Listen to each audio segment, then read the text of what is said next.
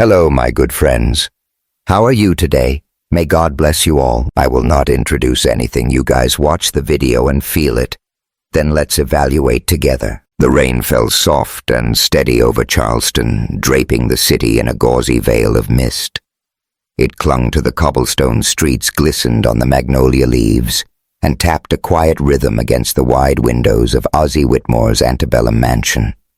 Inside the house was a study in southern elegance, polished walnut floors, a marble fireplace that hadn't been lit in years, and a Murano chandelier casting golden flecks across the living room. The air smelled of cedar and old books, with a faint trace of the coffee Ozzie clutched in his hand, a black bitter brew gone cold in a porcelain mug.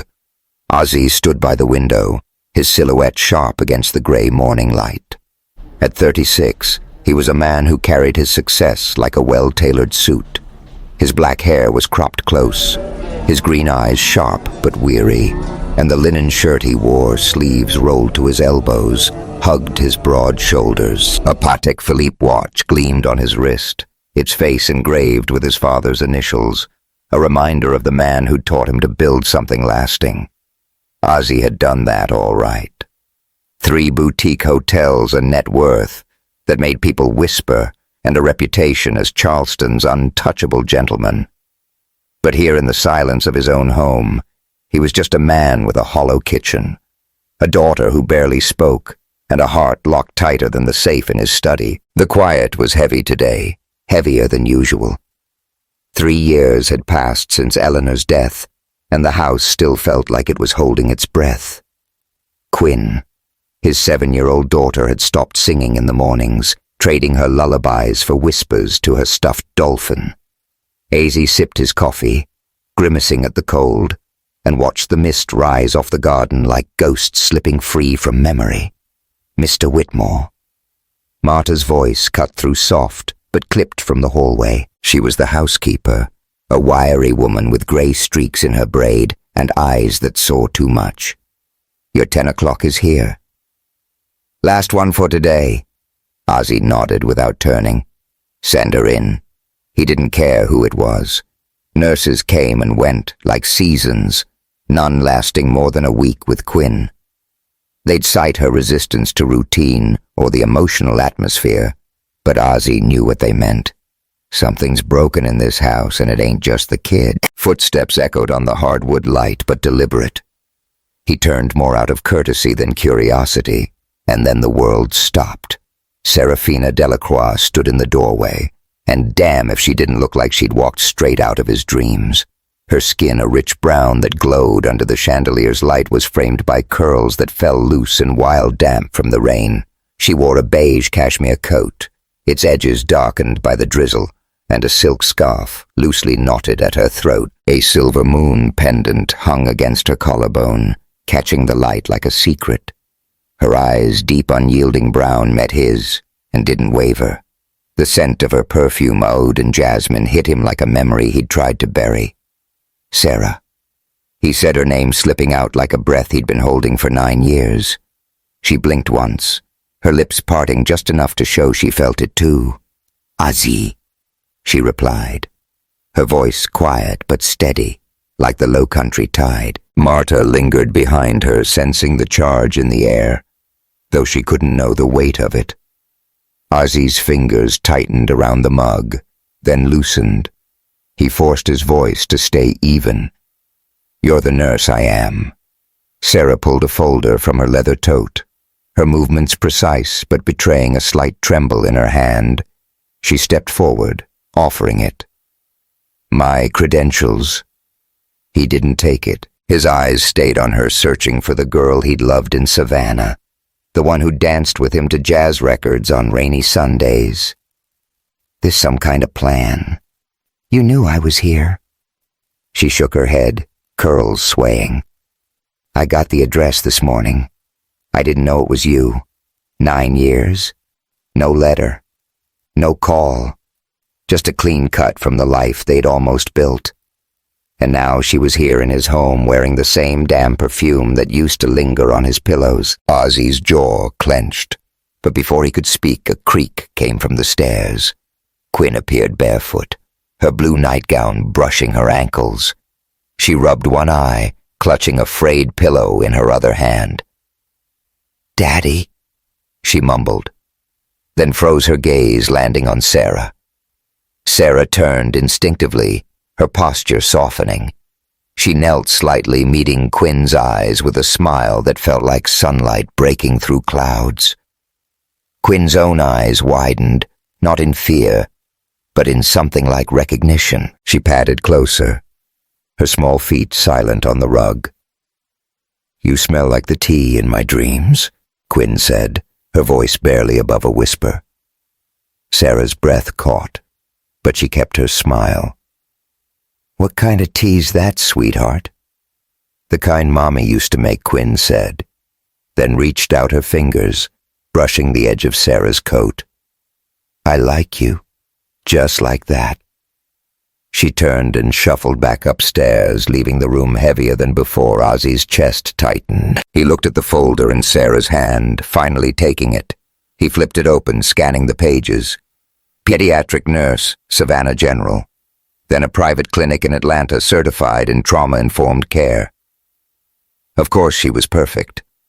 Of course she'd spent the last decade becoming the kind of woman who could save everyone but him. "You'll want a tour," he said, his voice flat, cold. "The house is big." Sarah nodded. "If it's not too much trouble." Marta opened her mouth, probably to offer, but Azieh shook his head. "I'll do it." He didn't know why he insisted. Maybe he wanted to see how she'd react to the life he'd built without her. He led her through the mansion. His steps measured his commentary sparse, the dining room with its mahogany table set for a family that never gathered. The sunroom where Quinn read alone, her books stacked like fortifications. The hallway lined with photographs, Eleanor laughing on the beach, Quinn as a baby in Ozzy's arms. Riley sipping sweet tea on the porch. Sarah's gaze lingered on them, but she didn't comment. Ozzy noticed, though, the way her fingers grazed the frame of one photo, him and Sarah years ago laughing under a Savannah oak. They stopped in the library, a cavern of leather-bound books and exposed beams. A grand piano sat in the corner untouched since Eleanor's fingers last danced across it. "Quinn comes here when she's quiet," Ozzy said, "which is most of the time. She doesn't talk much to strangers, or to me." Sarah stepped into the room, her heels clicking softly. The rain had stopped and sunlight streamed through the stained glass windows, painting her in hues of amber and blue. "She's grieving," she said, not looking at him. "Not just for her mom, for the parts of you she can't reach." Ozzy's jaw tightened. "You don't know her." "I know kids like her," Sarah said, turning to face him. "I've spent years learning how to listen when they don't speak." He stepped closer, too close, the air between them crackling. "And what about me? Sarah, you think you can walk back in here and listen to me after 9 years of silence?" Her breath hitched, but she held his gaze. "I'm not here for you, Ozzy. I'm here for Quinn." The words stung, but the way she said them, soft, like a promise she wasn't sure she could keep, carried 1,000 unsaid things, like the way she'd once whispered his name in the dark, like the scent of jasmine that still hung in the air. He was about to reply when Marta appeared at the door. "Phone for you, Mr. Whitmore. It's your mother." Ozzy exhaled, stepping back. "I'll take it in the study." He glanced at Sarah. "Marta, I'll show you the guest house." Sarah nodded, but as she turned to follow Marta, her hand brushed the piano, lingering on the keys. Ozzy saw it, and something in him twisted a memory of her playing, laughing, her curls bouncing as she teased him for missing a note. In the study, he picked up the phone, Riley's voice sharp through the line. "Marta says that woman's in your house, her Ozzy." He leaned against the desk, rubbing his temple. "She's the nurse, Mama. For Quinn." Riley scoffed. "You didn't mention it was Serafina Delacroix. After what she did, leaving you without a word, you're just gonna let her waltz back in. She's good at her job, Azy said, though the words felt hollow. Quinn likes her. Quinn's a child. She doesn't know what's at stake. Riley's voice softened, but only slightly. You built this life without her son. Don't let her tear it down. Ozzy hung up, his eyes drifting to the window. The garden stretched below magnolias heavy with rain, the swing untouched since Eleanor last pushed Quinn on it. He thought of Sarah out there now, probably standing under those same trees, her coat still damp, her presence stirring something he'd sworn was dead. He found her in the garden, just as he'd imagined. She stood by the magnolia tree, her back to him. The guest house, a white cottage with ivy climbing its walls visible across the lawn. Marta had left her alone, and the quiet felt different now, charged with something neither of them could name. You kept the garden, Sarah said without turning, her voice barely carrying over the breeze. He stepped closer, gravel crunching under his shoes. Didn't have a reason to change it. She turned then, and damn if her eyes didn't hit him like a punch. They were the same eyes that had looked at him 9 years ago, promising forever before she vanished. I know you didn't expect me, she said. I didn't expect this either. If you want me to leave, I didn't say that. The words came out faster than he meant, surprising him. She waited, her silence louder than anything she could have said. I don't know what this is yet, he continued, his voice low. I don't know how to look at you without remembering everything. I buried. Sarah's lips parted, but before she could respond, a shadow moved at the edge of the garden. A man stepped forward, tall and broad, his navy suit tailored to perfection, a Rolex glinting on his wrist. His skin was a deep brown, his jaw sharp, and his eyes held a dangerous edge. He carried a bouquet of black roses, their petals stark against the green. Sarah, the man said, his voice smooth but proprietary. You didn't tell me you'd be working here.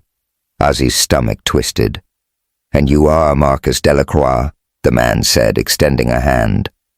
Ozzy didn't take Sarah's cousin. I'm in town for a bit. Thought I'd check on her. Sarah's face tightened, but she forced a smile. Marcus, this is A.Z. Whitmore, my employer. Marcus's smile didn't reach his eyes. Employer. Huh. Funny how life circles back. He handed Sarah the roses, his fingers lingering on hers. You sure you're in the right place, Sarah?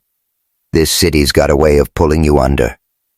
Ozzy stepped forward, his voice cold. She's fine. You got something to say? Say it. Marcus chuckled, but there was no warmth in it. Just looking out for family, Whitmore. You'd understand if you knew her like I do. Sarah's eyes flashed Marcus enough. I'm here to work. The tension hung thick, like the humidity before a storm. Marcus nodded, but his gaze lingered on Ozzy, sizing him up. I'll be around, he said, then turned and walked back to the black Bentley parked in the drive. Ozzy watched him go, then turned to Sarah. He always that charming. He's protective, Sarah said, clutching the roses like they might bite. Always has been protective. A.Z. repeated, his tone flat. Or something else. She didn't answer, but the way her eyes dropped told him everything. There was history there, and not the kind that stayed buried. A.Z.'s hand twitched, wanting to reach for her to demand answers, but he stopped himself. Instead, he said, Guest house is ready. Marta'll get you settled. Sarah nodded, her curls catching the light as she walked away. Azier stood there, the garden quiet again, but it wasn't empty anymore. Something had shifted, something he couldn't name but could feel in his bones. Sarah was back, and with her came a fire he wasn't sure he could control. Hey y'all, if you're feeling the heat of AZ and Sarah's reunion, hit that subscribe button and drop a comment with the number 1. If you're not quite sold, number 2 works too. Your thoughts mean the world, and I can't wait to take you deeper into this story. Let's see where this fire leads. The rooftop bar at the Magnolia Crown glittered like a jewel against the Charleston skyline. Neon lights danced across polished mahogany tables, casting a warm glow over crystal cocktail glasses and the sleek crowd sipping drinks that cost more than most folks' weekly groceries. The air carried the tang of sea salt from the nearby harbor, mixed with the sharp bite of gin and the faint sweetness of magnolia blossoms from the planters lining the edge. A jazz quartet played in the corner, their notes weaving through the chatter like a low-country breeze. It was the kind of night that made you feel alive, electric, like anything could happen. A.Z. Whitmore stood near the bar, a glass of Macallan 18 in his hand, the amber liquid catching the light. His black Tom Ford suit hugged his frame, the open-collared shirt beneath revealing just enough of his chest to turn heads. He wasn't here to mingle, though. Tonight was the grand opening of the Rooftop, the crown jewel of his boutique hotel empire, and he needed everything to be perfect. But perfection was hard to focus on when his mind kept drifting to her, Serafina Delacroix, the woman who'd walked back into his life 2 days ago and set his world on fire. He scanned the crowd, his green eyes sharp until they landed on her.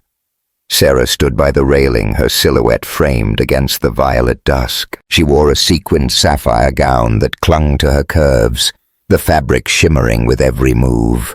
Her curls were loose, cascading over her shoulders, and the silver moon pendant at her throat gleamed like a beacon. She was laughing, her head tilted back, talking to Camille. Laurent, her best friend and the manager of a high-end art gallery downtown. Sarah's laugh was a sound Ozzy hadn't heard in 9 years, and it hit him like a shot of bourbon, smooth, warm, and dangerous. "Damn, she's something else," Camille said, nudging Sarah with a grin. Her Haitian accent was thick, her gold hoop earrings catching the light. "You walk in here like you own the place, girl." Sarah smiled, but it didn't quite reach her eyes. "Just trying to keep it together." "Camille, this job, it's complicated." "Complicated?" Camille raised an eyebrow, sipping her martini. "You mean the part where you're working for the man you ran out on? Or the part where he's still looking at you like you're the only woman in the room?" Sarah's gaze flickered across the rooftop, locking with Ozzy's for a split second before she looked away. Her heart did a little flip and she cursed herself for it. "He's not looking at me like that," she said, but her voice lacked conviction.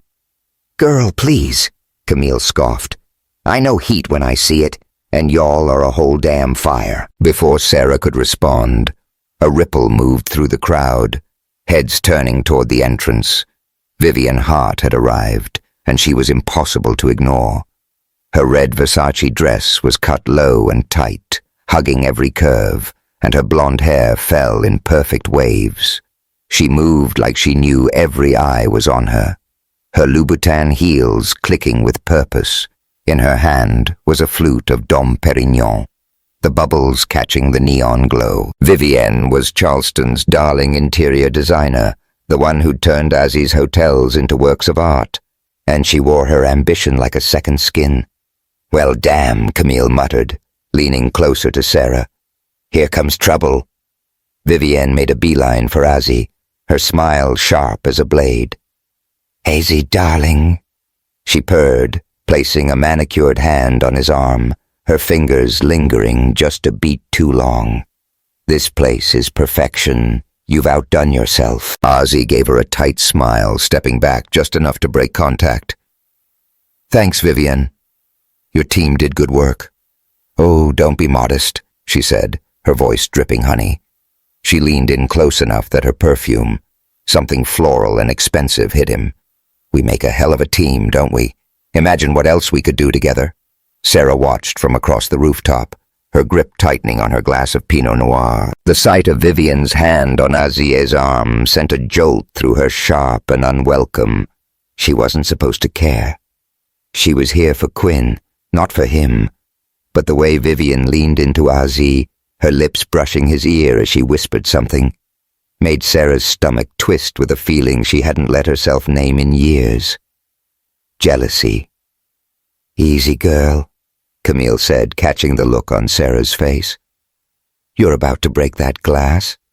I'm fine, Sarah said, but her voice was tight. She took a sip of wine, trying to focus on the jazz, the view anything but the scene unfolding at the bar. But then another figure cut through the crowd, and Sarah's heart sank. Marcus Delacroix strode toward her, his navy Ermenegildo, Zegna suit tailored to perfection, his Rolex, Daytona glinting under the lights. His deep brown skin and sharp jawline drew stares, but his eyes, dark and unreadable, were fixed on Sarah. In his hand was a bouquet of black roses, the same ones he'd brought to Ozzy's mansion 2 days ago. Marcus wasn't just her cousin. He was her shadow, always watching, always protecting, always wanting more than he'd ever admit. Sarah, he said, his voice smooth as velvet, but edged with something harder. He handed her the roses, his fingers brushing hers deliberately. You look like you belong up here, but are you sure this is your scene? Sarah forced a smile, clutching the roses. It's a job, Marcus, not a lifestyle. He stepped closer, lowering his voice. A job with him. Come on, Sarah. You're smarter than this. Whitmore's trouble always has been. As he caught the exchange from the bar, his jaw tightening. Vivian was still talking something about a new project, but her words faded to static. All he could see was Marcus, too close to Sarah, his hand lingering on her arm. The man had a way of making Azia's blood boil, and it wasn't just because he was Sarah's cousin. There was something possessive in Marcus's gaze, something that set Ozzy's nerves on edge. Excuse me, Ozzy said, cutting Vivian off mid-sentence. He crossed the rooftop in long strides, his glass forgotten on the bar. The crowd parted for him, sensing the storm in his eyes. Everything all right over here? Ozzy asked, his voice low, but carrying a warning. He stopped beside Sarah, close enough that their shoulders brushed a silent claim. Marcus's smile was all teeth, just catching up with family Whitmore. You got a problem with that? Only if you're making her uncomfortable, Ozzy said, his eyes never leaving Marcus's. Sarah stepped between them, her voice firm. I'm fine, Azzy. Marcus was just leaving. Marcus raised an eyebrow, but he didn't push. I'll be around Sarah, he said, his tone heavy with meaning. He shot Ozzy a final look, then melted back into the crowd, leaving the roses in Sarah's hands like a warning. Ozzy turned to Sarah, his expression unreadable. You want to tell me what that was about? Not here, she said, glancing at the curious eyes around them. Can we talk somewhere else? He nodded, leading her to a quieter corner of the rooftop where the neon lights didn't reach. The city stretched below a patchwork of twinkling lights and dark water. Sarah set the roses on a table, her fingers trembling slightly. Marcus is complicated, she said, crossing her arms. He's always been protective. But it's more than that now. He doesn't trust you. Azzy's laugh was bitter. Trust me. He's the one acting like he owns you. He doesn't. Sarah snapped, then softened. He's family, Ozzy. He helped me when things got rough, but he doesn't get to decide my life. Azzy stepped closer, his voice dropping. And what about me, Sarah? Do I get a say, or am I just the guy you walked out on? Her breath caught her eyes, searching his. You think I wanted to leave? You think it was easy? Then why'd you do it? He demanded, his hands clenching at his sides. No note, no call, nothing. You just disappeared. I was scared, she admitted, her voice breaking. I was 25, Ozzy. I didn't know how to handle us or the world or... She stopped, but it was too late. The air between them crackled, charged with years of unspoken pain. Ozzy's gaze softened, but only for a moment. You're not that girl anymore, he said. So what are you doing here now? Before she could answer, Vivian's voice cut through like a blade.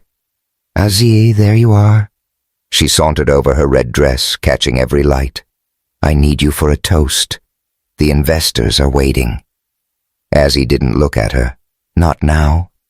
Vivian.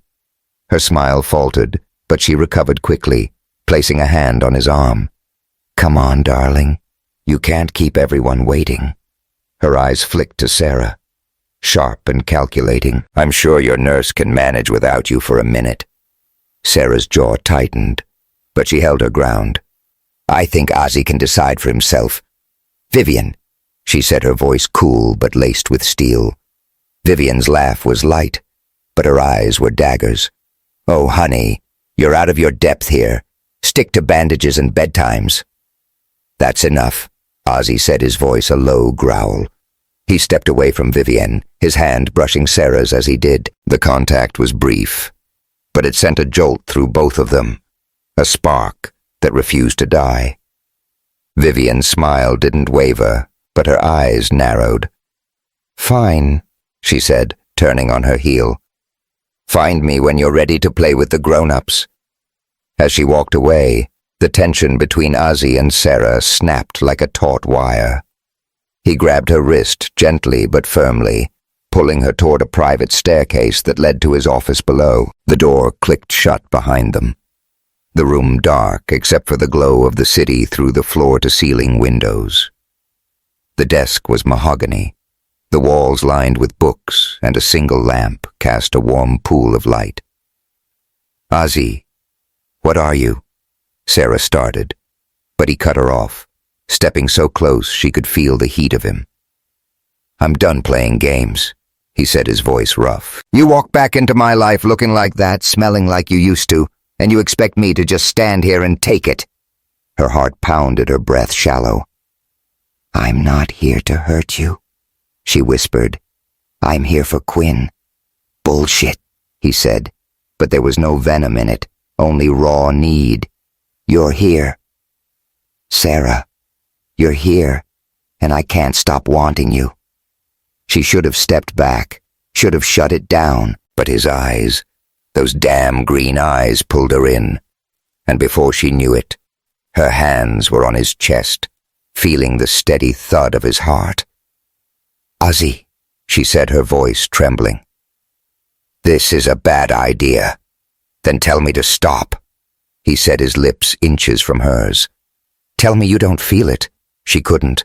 Instead, she leaned in, and their mouths crashed together, a kiss that was all fire and memory. His hands slid to her waist, pulling her closer, the sequins of her dress catching on his calloused fingers.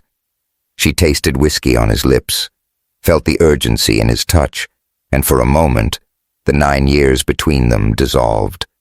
It was just them, two souls who'd never stopped burning for each other. When they pulled apart, breathless, Sarah's hand stayed on his shoulders, her forehead against his.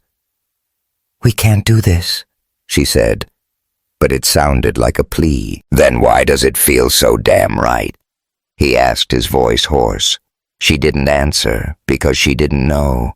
The city lights shimmered outside the jazz, faint through the walls, and the weight of their past pressed against the fragile hope of now.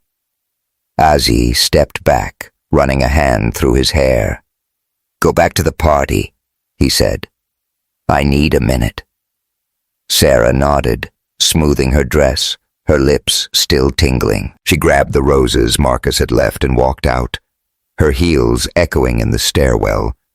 But as she reached the rooftop, her phone buzzed. A text from Marcus. "Don't let him pull you under, Sarah. I'm not done looking out for you." She stared at the screen, then at Ozzy's silhouette through the office window. The fire between them was alive, but so were the shadows. Marcus's warnings, Vivian's schemes, and the secrets she hadn't yet told. She tightened her grip on the roses, their thorns pricking her skin, and wondered if she was strong enough to face the storm she'd just reignited. The air inside Le Ciel Charleston's finest dining spot was thick with the scent of truffle oil and buttery lobster, the kind of place where every table was set with Christofle silverware and linen napkins folded like origami. Candlelight flickered across the room, bouncing off the crystal wine glasses and the deep burgundy walls.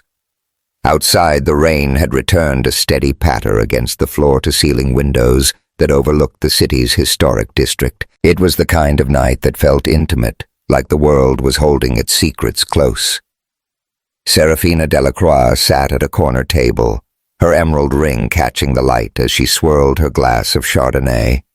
She wore a tailored black blazer over a silk camisole, her curls pulled into a loose bun that let a few strands frame her face. Across from her was Riley Whitmore, Ozzy's mother, her gray shawl draped elegantly over her shoulders, her lips painted a bold coral that matched her no-nonsense attitude. Between them was Quinn Azie's 7-year-old daughter, happily sketching a castle on her napkin, oblivious to the tension simmering at the table. Sarah had agreed to this lunch to talk about Quinn's progress, but Riley's sharp eyes made it clear this wasn't just about her granddaughter. The older woman leaned back, folding her arms. "So, Serafina," she said, her voice smooth but edged, "how's my Quinn doing with you? She seems brighter." Sarah smiled, glancing at Quinn, who was now adding turrets to her castle. "She's opening up," she said. "She's got a big imagination, loves drawing, loves stories. We've been working on routines that feel safe for her. She's starting to trust me." Quinn looked up, her hazel eyes wide. "Sarah reads me books about stars. She says I can be an astronaut if I want." Riley's lips twitched, almost a smile. "That's good to hear. She hasn't talked about stars since her mama passed." Her gaze shifted back to Sarah, hardening. "But let's be real. Serafina, you're not just here for Quinn, are you?" Sarah's stomach tightened, but she kept her voice steady. "I'm here to do my job, Mrs. Whitmore. That's all." Riley raised an eyebrow, sipping her iced tea. "You expect me to believe that? After you left my boy without so much as a note, Azie didn't say your name for 3 years. You know, 3 years. And now you're back, waltzing into his house like nothing happened." Sarah's fingers tightened around her glass, but she didn't flinch. "I'm not waltzing anywhere. I didn't know this was Ozzy's house until I walked in. And I'm not here to hurt him." "Hurt him?" Riley scoffed, leaning forward. "You already did that, honey. You broke him, and I was the one picking up the pieces. So forgive me if I'm not rolling out the welcome mat." Quinn glanced up her pencil, pausing. "Why's everybody so serious?" Sarah softened, reaching out to touch Quinn's hand. "We're just talking grown-up stuff, sweetheart. Keep drawing, that castle's looking amazing." Quinn nodded and went back to her sketch, but the air at the table stayed heavy. Sarah met Riley's eyes, her voice low but firm. "I know what I did, Mrs. Whitmore. I live with it every day. But I'm not here to tear anything down. I'm here to build something for Quinn, for myself. Maybe even for Ozzy, if he'll let me." Riley studied her, her expression unreadable. "You got a lot of nerve. I'll give you that. But nerve doesn't fix a broken heart." Before Sarah could respond, the restaurant door swung open and Marcus Delacroix strode in. His navy suit was impeccable, his Rolex glinting as he scanned the room. His deep brown skin and sharp jawline turned heads, but his eyes, dark and intense, locked onto Sarah. He crossed the dining room in long strides, ignoring the curious glances from other patrons. "Sarah," he said, stopping at their table, his voice smooth but carrying an edge. "Didn't know you were dining with the Whitmores today." Riley's eyebrows shot up, but she didn't speak. Sarah forced a smile, though her pulse quickened. "Marcus, this is Riley. Whitmore, Ozzy's mother, and Quinn. His daughter, Marcus, is my cousin." Marcus nodded at Riley, his charm dialed up. "Pleasure, Mrs. Whitmore. I've heard good things about your son's hotels." He turned to Quinn, softening.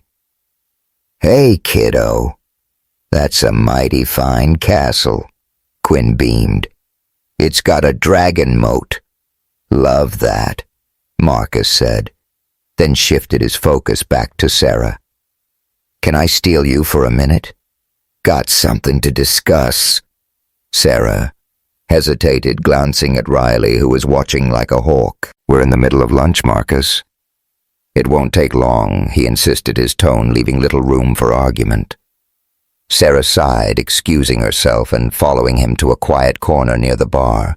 The rain streaked the windows, blurring the world outside.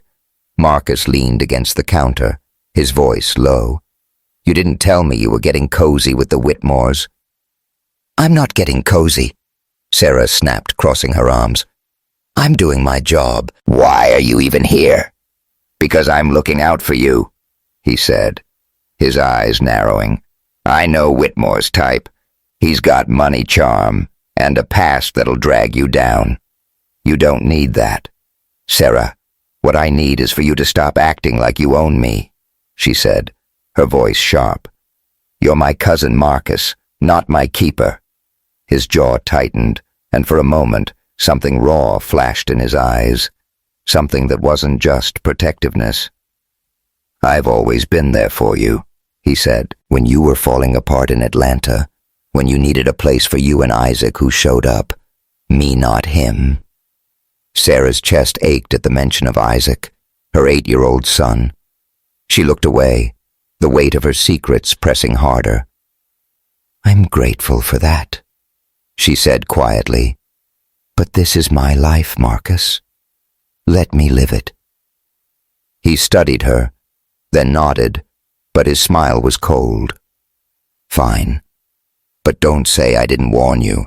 He walked out, leaving her standing in the shadow of the bar, her heart pounding. Back at the table, Riley's expression hadn't softened. "That cousin of yours seems intense," she said, her tone probing. "He's just protective," Sarah said, sliding into her seat, but the words felt hollow even to her. Quinn tugged at Sarah's sleeve. "Can we go to the art gallery after this?" Camille said. "There's a painting of a spaceship." Sarah smiled, grateful for the distraction. "Sure thing, sweetheart. Let's finish lunch first." But as they ate, Sarah's mind churned. Marcus's words, Riley's warnings, and the memory of Azzy's lips on hers 2 nights ago at the rooftop bar. They all tangled together, a storm she couldn't outrun. She needed to talk to Azzy to clear the air, but the thought of facing him after that kiss made her pulse race. Later that afternoon, Sarah and Quinn visited Camille's gallery, a sleek space with French oak floors and Artemide lights, illuminating abstract paintings, worth more than most people's houses. Camille greeted them in a flowing maxi dress, her gold hoops swaying as she hugged Sarah girl. "You look like you're carrying the world," she said, her Haitian accent warm. "What's going on?" Sarah glanced at Quinn, who was already captivated by a painting of a starry sky. "It's a lot," she admitted. "Riley hates me. Marcus is hovering, and Azier is still in love with you," Camille finished, smirking. "Don't act like you didn't feel it in that kiss." Sarah's cheeks warmed. "It was a mistake, was it?" Camille raised an eyebrow. "Or are you just scared to admit you want him back?" Before Sarah could answer, Quinn ran over holding a small sketchbook she'd found in the gallery's kids' corner. "Sarah, look.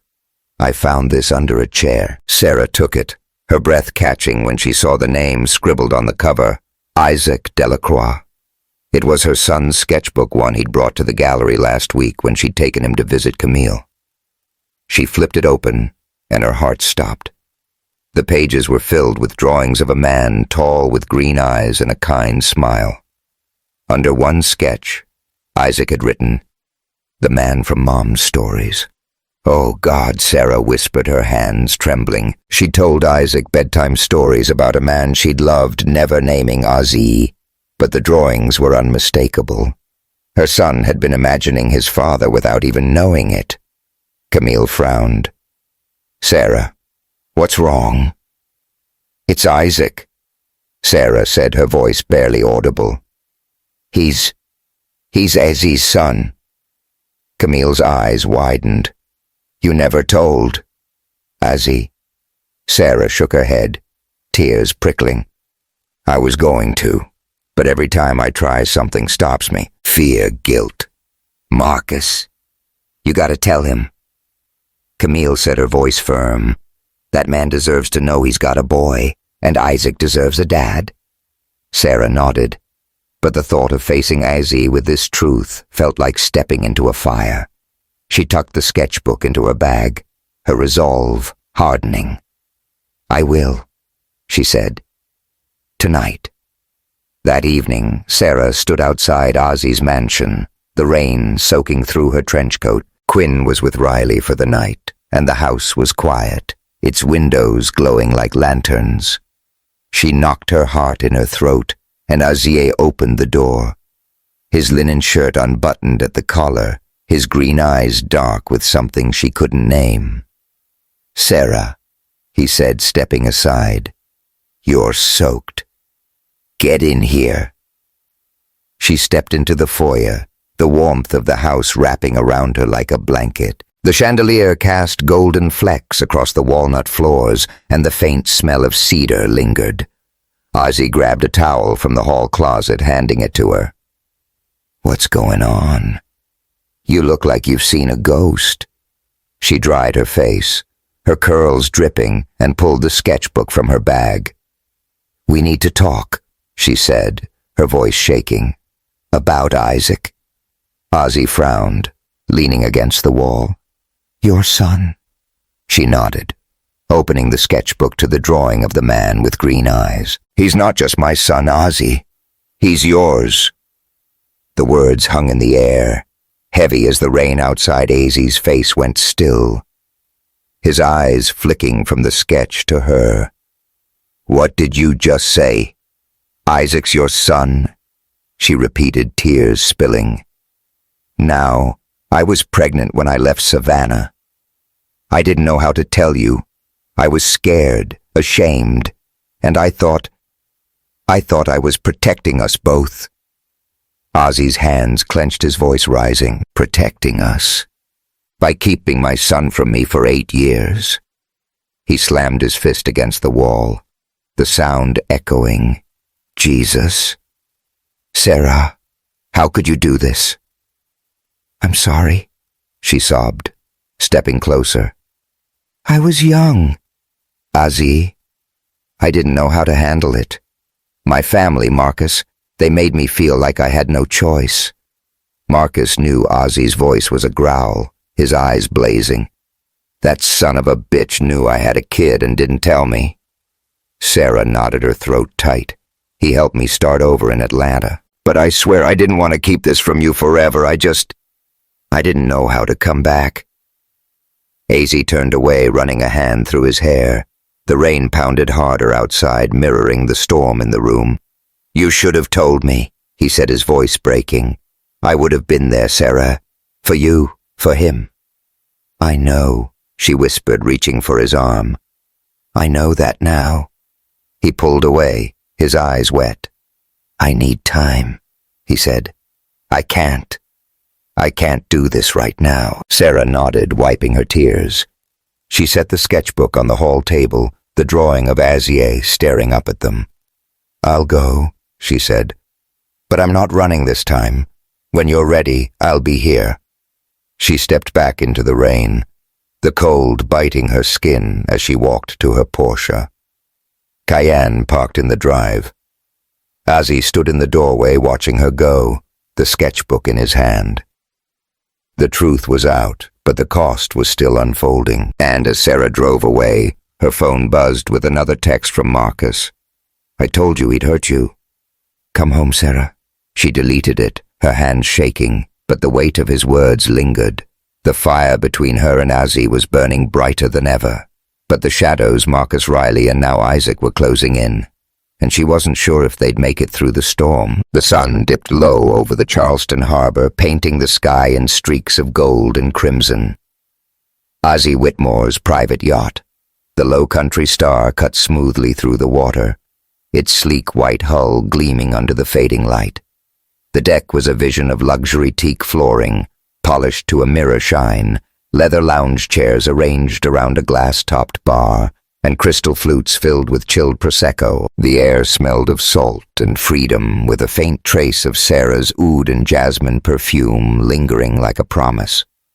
A soft jazz playlist drifted from hidden speakers, Nina Simone's voice weaving through the breeze.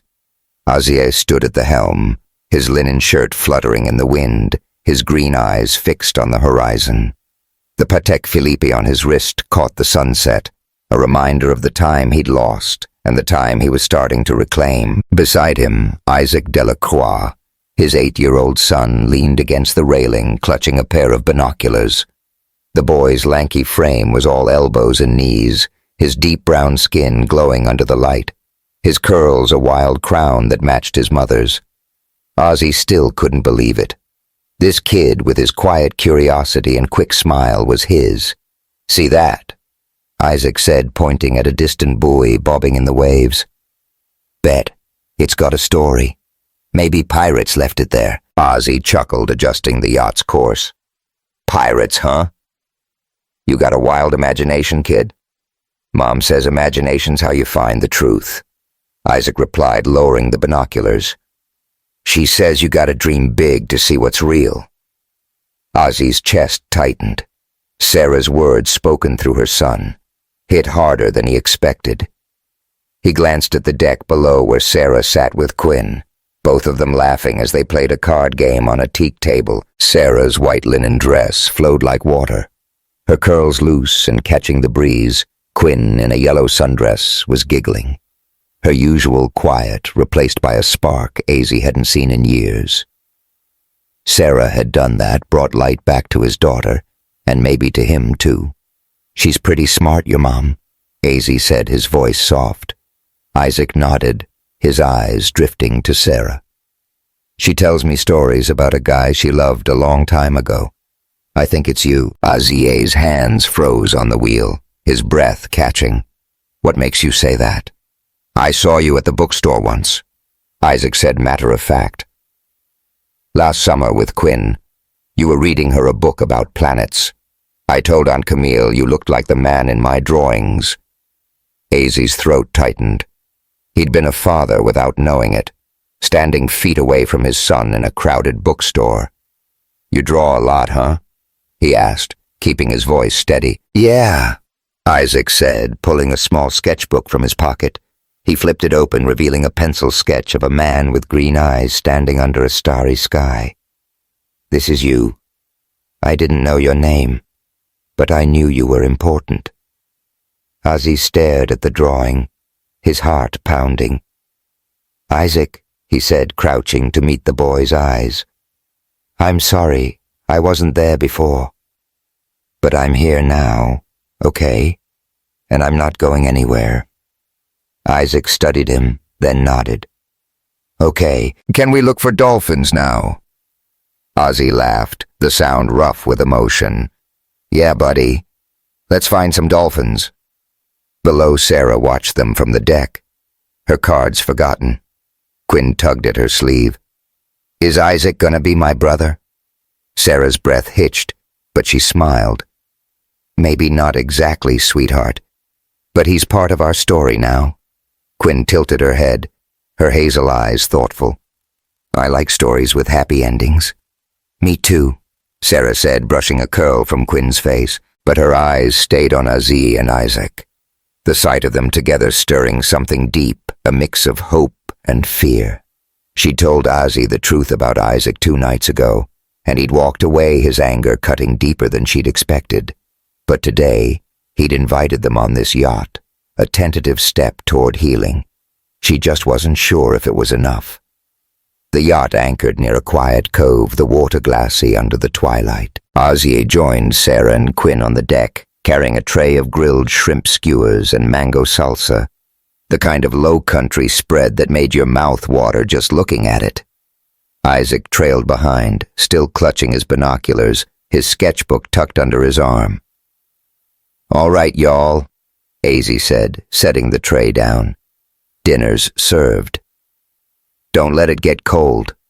Quinn clapped, diving for a skewer. "This is better than pizza," Sarah laughed, the sound easing the knot in Ozzy's chest. High praise, she said, taking a flute of Prosecco. Her fingers brushed his as she did a fleeting touch that sent a jolt through both of them. Their eyes met, and for a moment, the world narrowed to just them. The hum of the jazz, the lap of the waves, the memory of their kiss. Isaac broke the spell, pointing at the water. Look, dolphins. They all turned, watching, as a pod of dolphins arced through the cove, their fins glinting in the last light. Quinn squealed, clapping, and Isaac leaned over the railing, his binoculars forgotten. Sarah stood beside AZ, their shoulders brushing, and she felt the weight of his gaze. "You're good with him," she said softly, nodding at Isaac. "Like you've always known him." Ozzy's jaw tightened, but his voice was steady. "I should have known him. Sarah. 8 years, and I missed it all." She looked down, the guilt heavy. "I know I can't undo that, but I'm trying to make it right." He turned to her, his eyes searching. "Why now? Why come back after all this time?" She hesitated, then reached into her bag, pulling out a small, worn envelope I found this last month in a box of my mom's things. "It's from Eleanor." Ozzy's. Breath caught. He took the envelope, his fingers tracing the faded ink of his late wife's handwriting. "What's it say?" "She wrote it before she got sick," Sarah said. "She said you were a man who'd always carry a fire even when the world tried to put it out. She told me to find you, to give you a chance to burn again." Ozzy opened the letter, his hands unsteady. The words were simple, written in Eleanor's elegant script. "Ozzy, you were my safe place, but you were hers first. Don't let the past steal your light. Let her in." He folded it carefully, his throat tight. She knew he said his voice barely above a whisper. She always knew. Sarah nodded, tears in her eyes. "I didn't come back just for Quinn AZ. I came back because I couldn't sleep through the regret anymore." He stepped closer, the space between them electric. "I loved her," he said. "I built this life with her, but I never stopped loving you, Sarah, and that's the part that's killing me." Her breath hitched her hand, reaching for his. "Then let it live," she whispered. "Let us live." They might have kissed again right there under the stars, but Quinn's voice rang out. "Daddy, can we play music?" She was holding a small Bluetooth speaker, her eyes bright.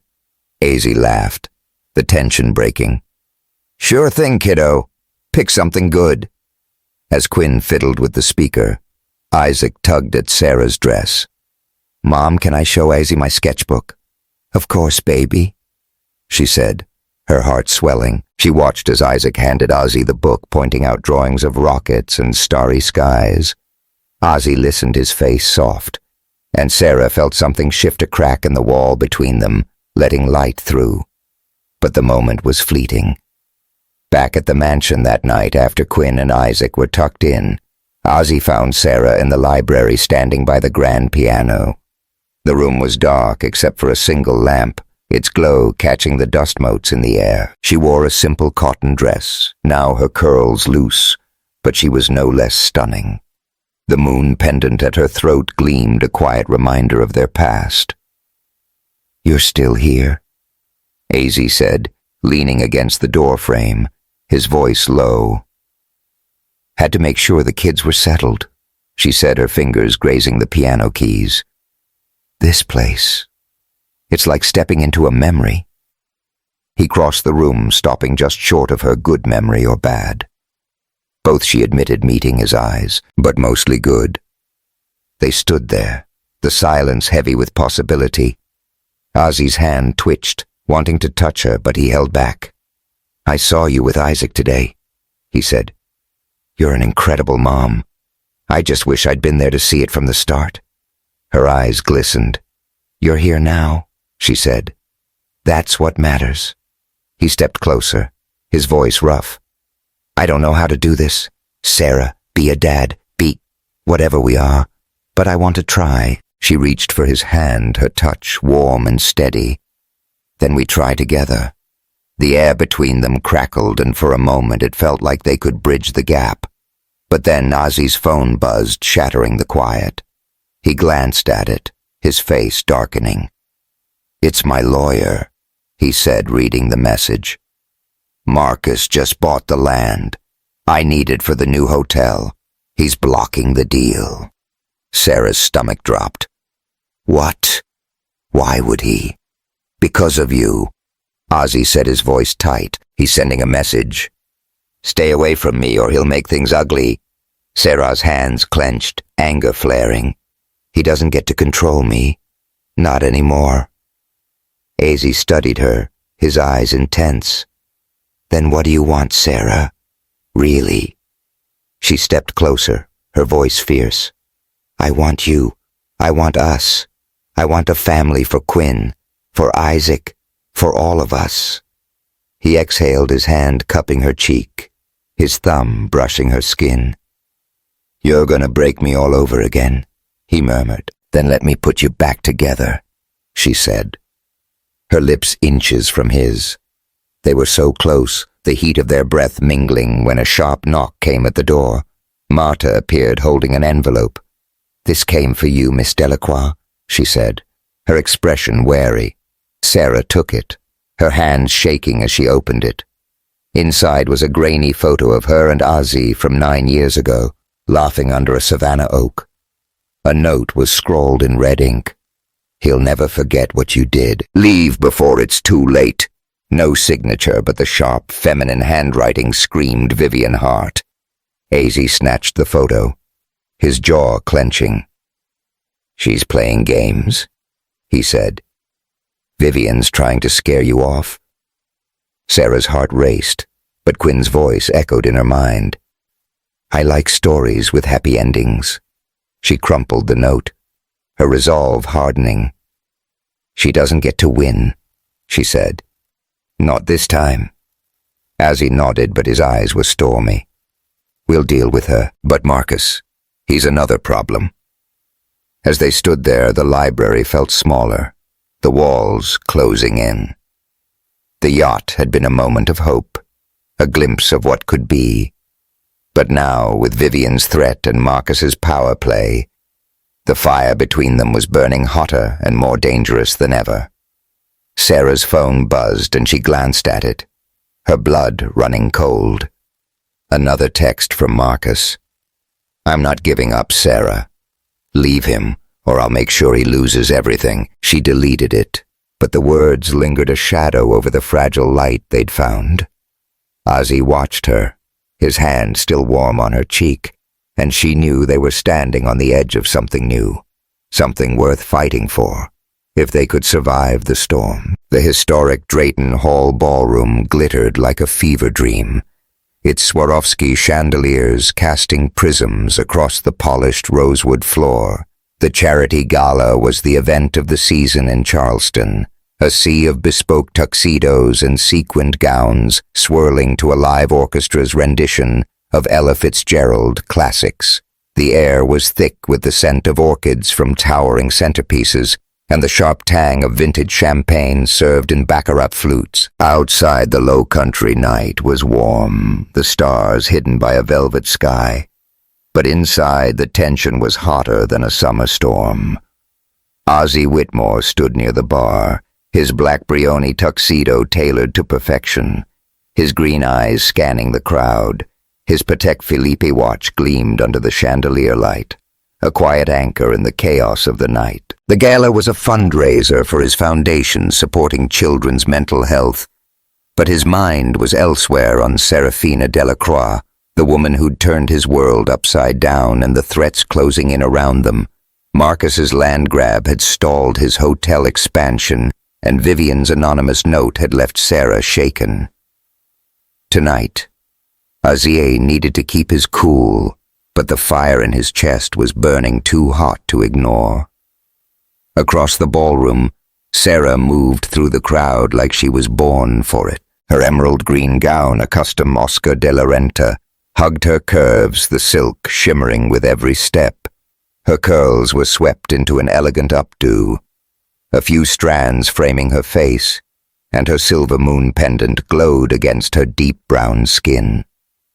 She was talking to Camille Laurent, her best friend, whose gold sequined dress caught every light. Sarah's smile was bright, but her eyes were guarded, still reeling from the note she'd found last night, a grainy photo of her and Azzy from their Savannah days with Vivian's taunting words scrawled in red. "You're holding it together like a queen," Camille said, sipping her champagne. "But I know you're freaking out." That note was some next-level petty. Sarah forced a laugh, her emerald ring glinting as she adjusted her gown. Petty doesn't even cover it. Vivian's playing dirty. And Marcus? She trailed off, her gaze drifting to the entrance where Marcus Delacroix had just walked in. He was a vision of power. His charcoal Zegna suit cut sharp. His Rolex Daytona, flashing like a warning. His deep brown skin and chiseled jaw drew stares, but his eyes, dark and unyielding, were fixed on Sarah. He crossed the ballroom with the confidence of a man who owned the world, a glass of bourbon in his hand. The crowd parted for him, sensing the storm he carried. "Sarah," he said, stopping beside her, his voice smooth but heavy. "You look like you belong here, but we both know this isn't your place." Camille raised an eyebrow, stepping closer to Sarah. "And who made you the gatekeeper, Marcus? She's doing just fine without your commentary." Marcus ignored her, his gaze locked on Sarah. "I need to talk to you. Alone." Sarah's jaw tightened, but she nodded. "5 minutes," she said, leading him to a quiet alcove near the French doors. The orchestra's music softened the hum of the crowd fading. Outside the Drayton Hall gardens, stretched into the dark magnolia trees, swaying in the breeze. "What is it?" Marcus Sarah asked, crossing her arms. "I'm not in the mood for another lecture." He set his bourbon on a marble ledge, stepping closer. "I'm not here to lecture. I'm here to save you from making the same mistake twice. Whitmore's no good for you, Sarah. I bought that land to prove it. He can't even protect his own empire." Sarah's eyes blazed, her voice low and fierce. "You don't get to decide what's good for me. You never did. Buying that land wasn't about protecting me. It was about control." Marcus's face softened, but his eyes were raw, unguarded. "You think I want to control you, Sarah? He stopped, his hands clenching. "I love you. I've always loved you, not like a cousin, like a man who'd burn the world down to keep you safe." The words hit her like a tidal wave, stealing her breath. She'd suspected his feelings, seen the way he looked at her, but hearing it aloud was something else. "Marcus," she said, her voice trembling. "You can't say that. You're family, and I don't feel that way." His jaw tightened, pain flashing across his face. "You'd choose him over me. After everything I've done for you and Isaac." "I'm choosing myself," she said, stepping back. "And Ozzy's part of that. You need to let this go, Marcus, for both our sakes." He stared at her, the silence heavy, then nodded, his expression hardening. "You'll regret this," he said, grabbing his bourbon and walking away, leaving her alone in the alcove. Her heart pounding, Sarah returned to the ballroom, her composure fraying. She spotted Azier at the bar talking to a group of investors, but his eyes found hers across the room, a silent question in them. She forced a smile, but the weight of Marcus's confession clung to her like damp air. Then Vivian Hart swept into view, a vision in a silver gown that hugged every curve, her blonde hair cascading like a Hollywood starlet. She slid beside Azzy, her hand brushing his arm, her laugh loud enough to turn heads. "Azzy, darling," she said, her voice dripping honey. "You're the man of the hour. Let's give these folks a show. How about a dance?" Azzy's smile was tight, his eyes flicking to Sarah. "I'm good, Vivian. Got a lot on my plate." "Oh, come on," she purred, leaning closer, her Louboutin heel grazing his shoe. One dance won't kill you, unless you're saving it for someone else. Her gaze darted to Sarah, sharp and taunting. Sarah's blood boiled the memory of Vivian's note, fueling her anger. She crossed the room, her heels clicking on the rosewood floor, and stopped beside Aziz. "I think he's saving it for me," she said, her voice cool but firm. "Right." "Aziz?" Vivian's smile faltered, but she recovered quickly. "Oh, honey, you're cute, but this game's a little above your pay grade. Enough." Aziz said, his voice a low growl. He took Sarah's hand, his touch warm and grounding. "Vivian, find someone else to play with." The crowd around them quieted, sensing the drama. Vivian's eyes narrowed, but she tossed her hair and walked away, her silver gown catching every light. Sarah exhaled, her hand still in Aziz's, the heat of his palm searing her skin. "You didn't have to do that," he said, his voice low, his thumb brushing her knuckles. "Yeah, I did," she replied, meeting his eyes. "I'm done letting her push me around." He studied her, something fierce in his gaze. "Come with me," he said, leading her through the French doors to a private study off the ballroom. The room was dark, lit only by a single Tiffany lamp, its stained glass shade casting jewel-toned patterns across the mahogany desk. The walls were lined with leather-bound books, and a velvet sofa sat against the far wall, inviting and dangerous. The door clicked shut, and the world fell away. Aziz turned to her, his tuxedo jacket straining against his shoulders. "What's going on, Sarah?" "You've been on edge all night." She paced her gown, rustling Marcus. "He told me he loves me. Not like family, like he wants me.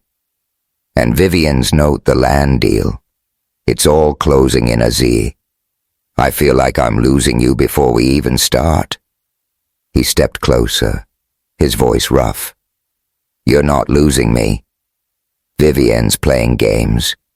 And Marcus, he's a problem. But he doesn't get to decide this." He cupped her face, his thumbs brushing her cheeks. "What do you want, Sarah?" "Right now, tell me." Her breath hitched, her eyes searching his. "I want you," she said, her voice fierce. "I want us. I want everything we lost and everything we could be." He exhaled, his forehead pressing against hers. "You're gonna break me," he murmured, his lips grazing her skin. "But damn if I don't want you to."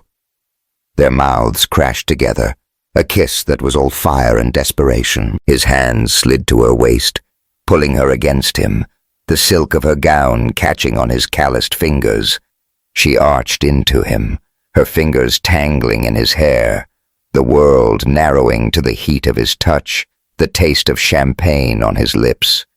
They stumbled to the sofa, sinking into the velvet, her gown pooling around them.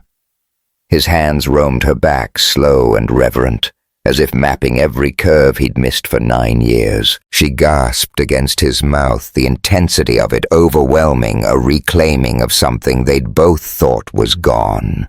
When they pulled apart, breathless, Ozzy's hands stayed on her hips, his eyes dark with need. "We can't keep doing this," he said, but his voice was raw, wanting. "Not until we figure this out." "Then, let's figure it out," she said, her fingers tracing his jaw. "No more running, no more secrets." He nodded, but before he could speak, his phone buzzed. He glanced at it, his face hardening. "It's my lawyer," he said, reading the message. "Marcus just transferred the land back to me. No explanation, just a deed in my name." Sarah's eyes widened. "What? Why would he?" Ezzy's jaw clenched. "He's backing off, or he's planning something worse." They stood smoothing their clothes, the air still electric. Sarah's heart raced. Marcus's confession and Vivian's schemes swirling in her mind. But Ozzy's hand in hers grounded her, a promise that they were in this together. Back in the ballroom, the gala was winding down, but the drama wasn't over. Vivian approached them, her silver gown glinting a smirk on her lips. "Azzy, darling," she said, ignoring Sarah. "The Post and Courier just ran a story. They're saying we're engaged. Isn't that wild?" Azzy's eyes narrowed. "You planted that," he said, his voice cold. "Call them, retract it. Now." Vivian's smirk faded, her composure cracking. "You're making a mistake," she said, her voice low. "She'll ruin you." "Azzy, just like before." Sarah stepped forward, her voice steady. "The only one ruining anything is you, Vivian. Back off or you'll regret it." Vivian stared, then turned on her heel, her Louboutins clicking as she stormed away. The crowd buzzed, whispers spreading, but Azzy didn't care. He pulled Sarah close, his arm around her waist, a public declaration that silenced the gossip. They stepped onto the balcony, the night air warm against their skin. The Drayton Hall gardens stretched below magnolias glowing under string lights. Azzy's hand found hers, his thumb brushing her knuckles. "We're gonna be okay," he said, his voice soft but sure. "You me Quinn, Isaac. We'll figure it out." Sarah nodded, her heart full but heavy. Marcus's retreat and Vivian's exposure were victories, but they felt fragile, like the calm before a bigger storm. As they stood there, her phone buzzed and she glanced at it, her blood chilling, a text from an unknown number. "You won this round, but I'm not done. Watch your back." She showed it to Azzy, her hands shaking. His jaw tightened, but he pulled her closer. His voice a low growl. "Let them come," he said. "We're stronger than they think." The fire between them burned brighter than ever, but the shadows were still there, lurking just out of sight. Sarah leaned into Azzy, her head against his chest, and prayed they could hold on to the light they'd fought so hard to reclaim. The late afternoon sun bathed the rooftop terrace of Azzy Whitmore's Charleston mansion in a golden glow, turning the magnolia trees below into a canvas of light and shadow. The terrace was a masterpiece of southern elegance. A long teak table draped in white linen set with Wedgwood china and silver candelabras that flickered softly. Crystal lanterns hung from pergolas casting a warm shimmer across the flagstone floor, and a vintage record player spun Nina Simone's "Feeling Good," the song's soulful notes drifting over the low-country breeze. The air smelled of jasmine and roasted pecans with a hint of Riley Whitmore's famous lemon chiffon pie cooling on a side table. Azzy stood at the head of the table, his linen shirt open at the collar, his green eyes softer than they'd been in years. His Patek Philippe watch caught the light, a quiet reminder of the legacy he carried and the new one he was building. Beside him, Serafina Delacroix adjusted a vase of white roses, her cream linen dress flowing like water, her curls loose and glowing under the sun. A new necklace, a bespoke Van Cleef and Arpels piece with a sapphire heart, rested against her deep brown skin, a gift from Azzy that morning. Her emerald ring glinted as she moved, a symbol of her strength and the past she'd overcome. The table was set for 5. Azzy, Sarah Quinn, Isaac, and Riley. It was their first family dinner since the gala at Drayton Hall, a week ago, a night that had shifted everything. Marcus Delacroix had vanished from Charleston, his land transfer to Azzy, a silent apology, or perhaps a surrender. Vivian Hart's engagement rumor had been debunked, her reputation in Charleston's elite circles tarnished after Azzy's public rejection. The anonymous text Sarah received that night remained a mystery, but its threat felt distant now, like a storm that had passed. Quinn, in a blue sundress with a daisy tucked behind her ear, bounced in her seat, clutching a new sketchbook. "Sarah, can we draw the sunset later?" she asked, her hazel eyes bright. "I want to make it look like fire." Sarah smiled, brushing a curl from Quinn's face. "You got it, sweetheart. Fire's a good way to describe today." Isaac, sitting beside Quinn, was busy folding a paper crane, his lanky frame hunched over the table. His sketchbook lay open, filled with drawings of rockets and dolphins, his latest obsession since the yacht trip. Mom says we're a family now, he said, glancing at Azzy. Does that mean I can call you Dad? Azzy's breath caught his hand, pausing on the back of his chair. He knelt beside Isaac, meeting the boy's deep brown eyes. Yeah, buddy, he said, his voice thick. That's exactly what it means. Isaac grinned, handing Azzy the paper crane. I made this for you. It's for good luck. Azzy took it, his fingers tracing the delicate folds. Thanks, Isaac. I'll keep it close. Riley watched from her seat, her coral lipstick softening into a rare smile. She'd been skeptical of Sarah, her protective instincts for Ozzy fierce, but the past week had changed her. She'd seen Sarah with Quinn, watched her bring laughter back to the mansion, and witnessed Ozzy's transformation from a man haunted by loss to one lit from within. Riley raised her glass of sweet tea, her voice warm. Y'all, I think it's time for a toast. Everyone grabbed their drinks. Prosecco for the adults, lemonade for the kids. Riley stood, her shawl slipping slightly, her eyes glistening. To family, she said. The kind we're born into, the kind we choose, and the kind we fight like hell to keep. Here's to new beginnings. To new beginnings. They echoed glasses, clinking the sound bright against the music. As they sat, the meal unfolded like a low-country dream. Grilled shrimp with garlic butter, cornbread studded with jalapenos, collard greens simmered with smoked turkey, and Riley's pie waiting for dessert. The conversation flowed easily, punctuated by Quinn's giggles and Isaac's earnest questions about Azzy's hotels. Sarah watched it all, her heart so full it ached. This was what she'd dreamed of all those years ago in Savannah, before fear and doubt had driven her away. Ozzy caught her eye across the table, his gaze warm and steady. You're quiet, he said, his voice low enough for just her. Everything, okay? She nodded her fingers, brushing the sapphire necklace. More than okay. I never thought we'd get here. He reached for her hand under the table, his thumb tracing her palm. We're here now, he said, and I'm not letting go. The moment was interrupted by Quinn, who held up her sketchbook triumphantly. Look, I drew us. The page showed a family of 4, Ozzy, Sarah, Isaac, and Quinn sitting on a swing under a magnolia tree, the sky ablaze with sunset. A 5th figure, faint and glowing, stood in the background, her smile soft. That's Mommy Quinn, said, pointing. She's watching us.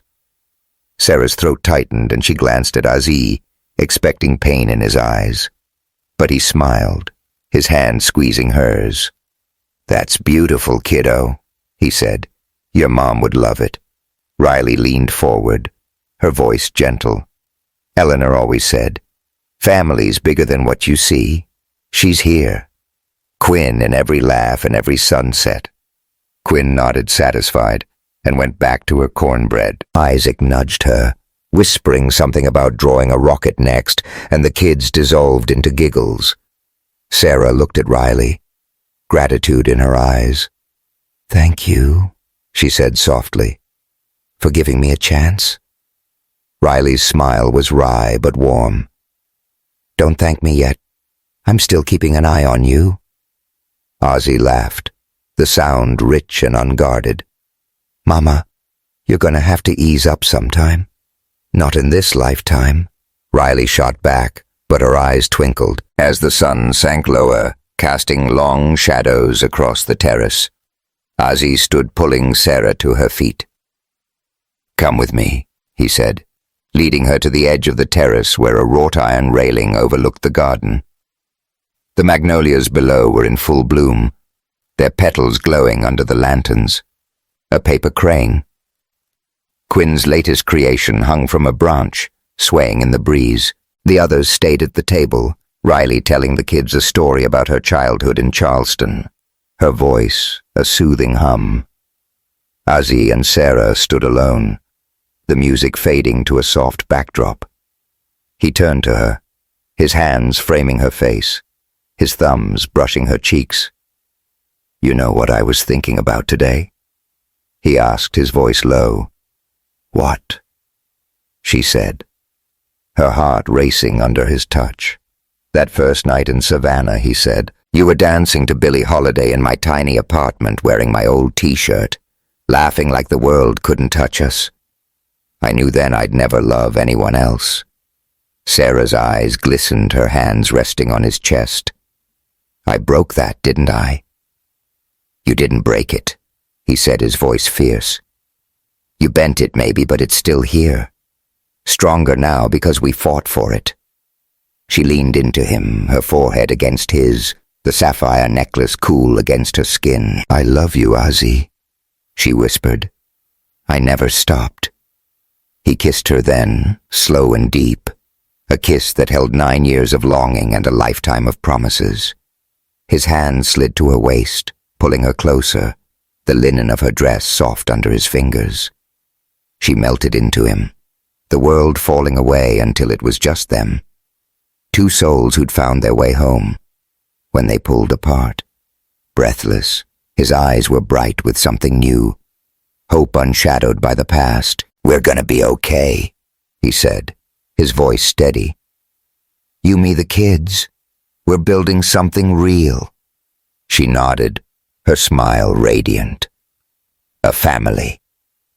They returned to the table hand in hand, and the evening stretched on, filled with laughter and stories.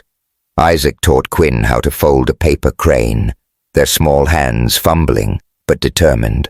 Riley shared a recipe for her pie, her voice warm with pride. Ozzy and Sarah sat close, their shoulders brushing their touches, subtle but constant.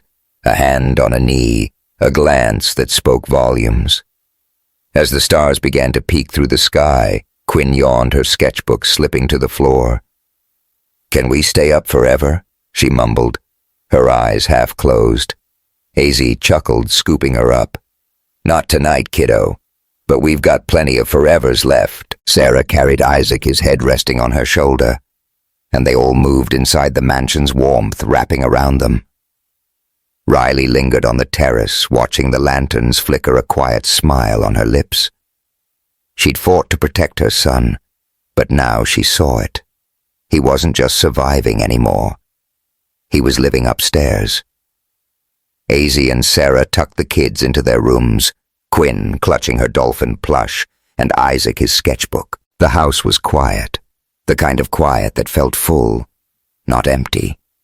In the hallway, Ozzy pulled Sarah close, his lips brushing her forehead. "Stay tonight," he said, his voice low. "Not just for the kids. For us." She nodded, her hand slipping into his. "I'm not going anywhere." They walked to the master bedroom, the space a blend of old-world charm and modern luxury. A 4-poster bed with silk sheets, a marble fireplace and windows overlooking the harbor. Ozzy lit a candle, its glow soft against the dark, and they sank onto the bed, their hands intertwined. There was no rush, no desperation, just the steady rhythm of two people who'd found their North Star.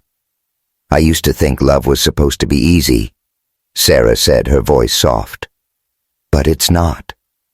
It's messy, hard, and worth every second." Ozzy smiled, his fingers tracing the curve of her jaw. "Damn right it is."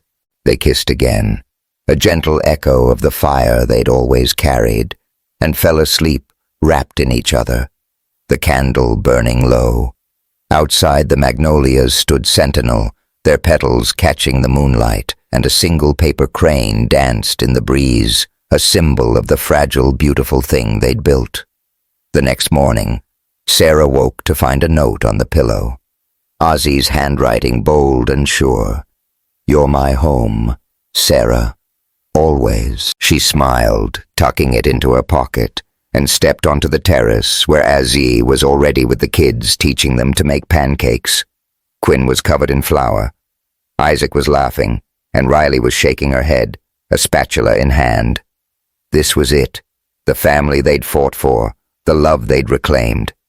It wasn't perfect, But it was theirs, built on forgiveness, courage, and the kind of fire that never went out. Sarah joined them, her heart light, and as they ate, she knew they'd face whatever came next together.